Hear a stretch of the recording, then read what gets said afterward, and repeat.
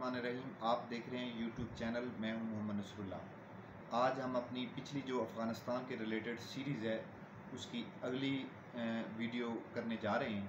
पहली वीडियो के अंदर हमने अफ़गानिस्तान की जो जियोग्राफिकल इम्पॉर्टेंस और कंडीशन है एशिया के अंदर उसको डिस्कस किया था। दूसरी वीडियो के अंदर हमने डिस्कस किया था कि रशिया ने इधर क्यों किया हमला, क्यों रशिया इधर मतलब कि अपनी गवर्नमेंट और इधर बनाना चाहता था, उसके मफादात क्या थे। वो हमने स्ट्रेटजिकल जो मफादात थे उसके बारे में डिस्कस किया था। लेकिन इधर सुपर पावरों का इन्विजन करना, इधर आना, सिर्फ और सिर्फ उसकी स्ट्रेटजिकल जो इम्पॉर्टेंस है वो नहीं है, उसकी जो जंगी इम्पॉर्टेंस है वो नहीं है, जियोग्राफिकल जो इम्पॉर्टेंस है वो नहीं है, बल्कि इसका इकोनॉमिक के अंदर, इकोनॉमिक कॉरिडोर के अंदर भी बड़ा अहम रोल है, बड़ी अहम इम्पॉर्टेंस है इसकी।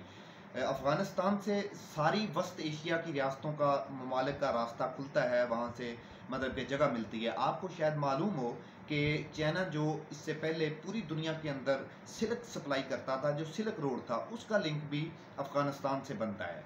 ये वो वजूहात थी जिस वजह से अफ़गानिस्तान के अंदर रशिया ने अपने पांव जमाने की कोशिश की और रशियन नवाज गवर्नमेंट को उधर लाने की कोशिश की।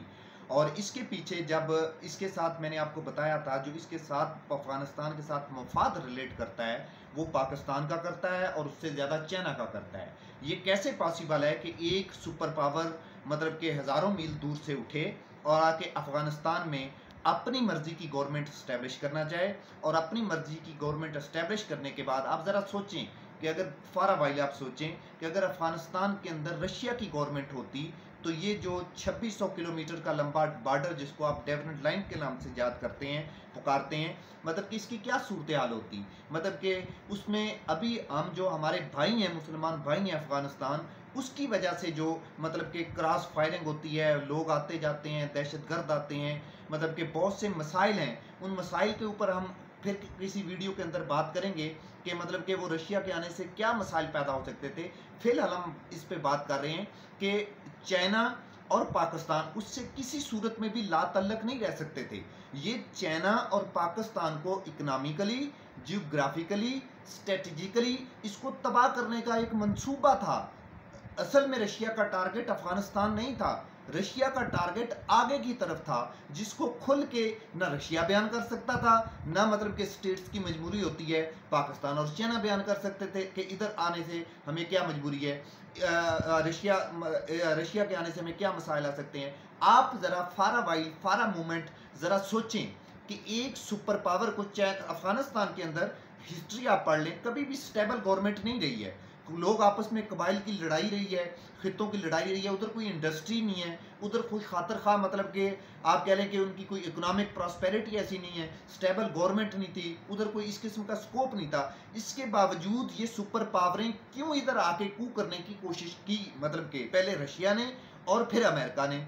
जब रशिया ने इधर से डिपार्चर हुआ, रशिया का इधर से निखला हो गया, इसी एयरबेस पे, जिसको बग्राम एयरबेस हम कहते हैं, मिनी पेंटागन भी कहा जाता था, मिनी मतलब कि अमेरिका की उसको मतलब कि एक स्टेट भी उसे कहा जाता था, इधर ही आके रशिया ने एक दहशत की अलामत बना। फिर मुजाहिदीन उसके खिलाफ लड़े। ये कैसे पॉसिबल है कि मुजाहिदीन का एक मुट्ठी भर ग्रोह एक सुपर पावर को इधर से शिकस्त देके उसको वापस निकलने पे मजबूर कर देता है। फिर at the end Russian states जो हैं मतलब कि वो अलहदा हो जाती हैं। गो के सारे का सारा रोल उन स्टेट्स के अलहदा होने में सिर्फ रशिया का अफगानिस्तान में आना नहीं था, बल्कि ये फैक्टर और बहुत से जो उसकी पॉलिटिकल अनस्टेबिलिटी थी, उन फैक्टर के अंदर ये भी एक फैक्टर शामिल था और इसका बहुत बड़ा रोल था। बहरहाल हमने पिछली वीडियो के अंदर भी ये डिस्कस किया था, जब रशिया इधर से गया तो रशिया जहां से आया था वो रास्ता, वो स्टेट्स तो उसके लिए हमेशा हमेशा के लिए बंद हो गई और रशिया का इधर से कूच हो गया। ये एक शॉर्ट सा ओवरव्यू जो रशिया के इधर से जाने का मैंने बयान किया। अब जब रशिया के बाद अमेरिका सुपर पावर बना, तो अमेरिका ने तब से ये प्लान करना शुरू कर दिया था कि उसने अफगानिस्तान के अंदर कैसे आना है। ये कोई 9/11 के बाद इशू क्रिएट नहीं हुआ, 9/11 के बाद ये प्लानिंग नहीं की गई, कोई उसामा बिन लादेन के लिए नहीं आया था। अगर आप कहते हैं कि इन मुजाहिदीन को मतलब के कंट्रोल करने के लिए आया था, तो ये तो वो मुजाहिदीन हैं जिनको ये सपोर्ट कर रहा था अमेरिका रशिया के अगेंस्ट। अगर ये मुजाहिदीन उस वक्त इतने ही बुरे थे तो अमेरिका ने तब क्यों सपोर्ट की। ये हम एक अलहदा से वीडियो करेंगे कि मुजाहिदीन का अभी जो जैसे जैसे उनका मतलब कि उनकी पेशकदमी हो रही है, उनके अफगानिस्तान के मजीद अजला पे कब्जा हो रहा है, तो वो मतलब उसकी सिचुएशन कैसे है, वो लोगों से कैसे डील कर रहे हैं। जो पिक्चर अमेरिका ने मुजाहिदीन की दी थी, तालिबान की दी थी, वो पिक्चर नहीं है उसकी। ये तब से अमेरिका ने प्लान करना शुरू कर दिया था कि किस तरीके से अफगानिस्तान के अंदर मतलब कि मैं अपनी अमेरिकन नवाज गवर्नमेंट उधर बनाऊं। इसके साथ अभी एक तीसरा फैक्टर भी जुड़ता है, वो आप मतलब कि देखें कि जब रशिया अफगानिस्तान के अंदर आया, तब भी इंडिया ने इधर इन्वॉल्वमेंट थी।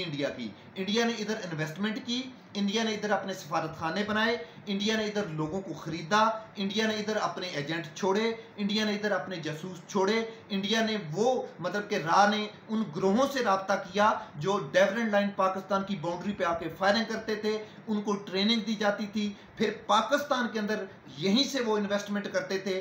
क्योंकि बॉर्डर जो इंडिया के साथ हमारा मिलता है, वहां से तो मतलब कि इस तरह आमदोरफ्त नहीं हो सकती है, तो इधर से ये क्रॉस वाया यूज करते थे, इधर से क्वेटा से, इधर से शुमाली इलाका जात से। तो ये सारे का सारा इंडिया मतलब कि वहां उस वक्त भी प्लान करता था। अब मजे की बात इसके अंदर ये है कि जब अमेरिका तालिबान को सपोर्ट कर रहा था, फिर इंडिया उस वक्त रशिया को सपोर्ट कर रहा था। वाई?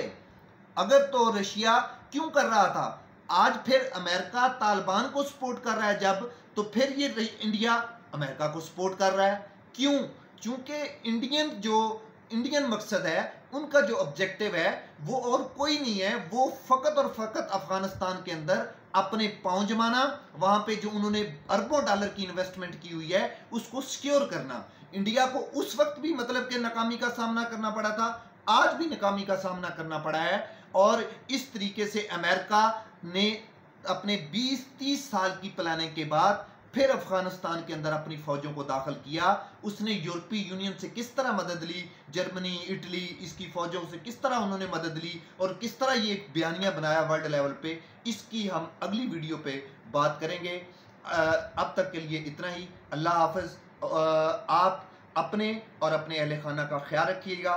पाकिस्तान जिंदाबाद, पाकिस्तान पाइंदाबाद।